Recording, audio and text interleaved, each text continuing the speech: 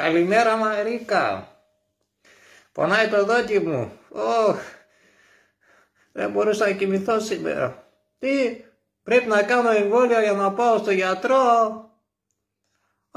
Πέρασε, άστο. Κοίτα πως πίνω το καφέ. Ραμπιτές θα κάνω. Κορόιδο είμαι. Τόσες πατσιματσίες έχουν μπει στο νοσοκομείο, καμία δεν βγήκε έξω. Οι πατσιματσίες μπήκανε στο νοσοκομείο, καμία δεν βγήκε έξω. Άρα κάπου θα πάω εγώ εκεί και μετά να μην βγω έξω.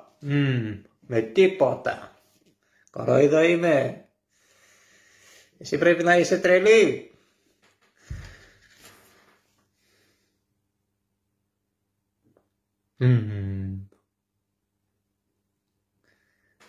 Ας να πονάει, δεν πειράζει.